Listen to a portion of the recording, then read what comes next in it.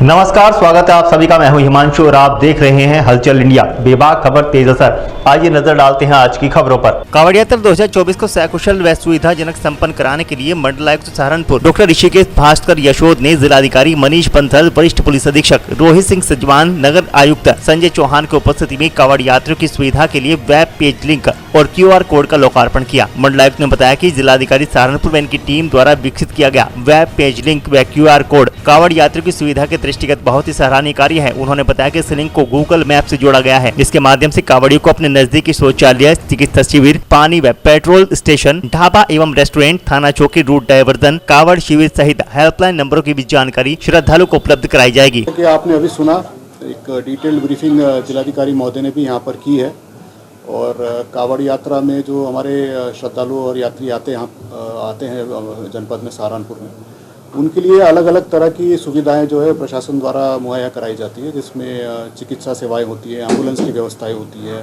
Anti snake venom की व्यवस्थाएं की जाती है।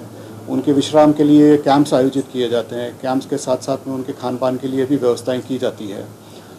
टॉयलेट्स की वहाँ पर उपलब्धता होती है और इसके अलावा अन्य भी मतलब जो है कंट्रोल रूम के माध्यम से खोया पाया केंद्र या फिर अन्य प्रकार की कोई अगर समस्या होती है तो उसके निराकरण के लिए भी व्यवस्थाएं की जाती है। तो इन सारी सुविधाओं को देखते हुए, क्योंकि इसमें कई सारे विभाग इसमें कार्य कर रहे होते हैं और उन कई सारे विभागों की योजना या फिर कई सारे विभागों की सुविधाएं जो है यात्रा के लिए उपलब्ध होती हैं, परंतु कहीं ना कहीं इन सारी सुविधाओं की सूचना एक जगह पर श्रद्धालुओं को उपलब्ध होना भी बहुत महत्वपूर्ण होता है। और इसकी कमी को देखते हुए जिलाधिकारी सहारनपुर द्वारा इसमें ये अच्छी पहल करके एक ये वेबसाइट और एक ऐप इसमें डेवलप किया गया है, जिसको स्कैन करने पर जो यात्री है हमारे, उनको निकटस्थ उपलब्ध सेवाओं के बारे में सूचना मिल पाएगी। मुझे लगता है कि बहुत अच्छा कदम उठाया गया है और यात्रियों को इससे बहुत सुविधा होगी। उनको अगर किसी चीज़ की आवश्यकता पड़ती है तो जल्द से जल्द उस सुविधा को प्राप्त करने के लिए ये ऐप और ये वेबसाइट जो है कारीगर साबित होगी। बहुत बहुत धन्यवाद। सर, उन लोगों तक पहुंचाने के लिए क्या इसको स्कैन करने के लिए पंपलेट्स या कुछ इस तरीके? निश्चित रूप से आप सबके साथ में जो ये संवाद किया जा रहा है, उप जिलाधिकारी और कप्तान साहब यहाँ पर दोनों उपस्थित हैं, ये उसी का एक भाग है कि आपके माध्यम से भी इस सूचना को यात्रियों तक अलग अलग माध्यमों के माध्यम से उन तक पहुँचे।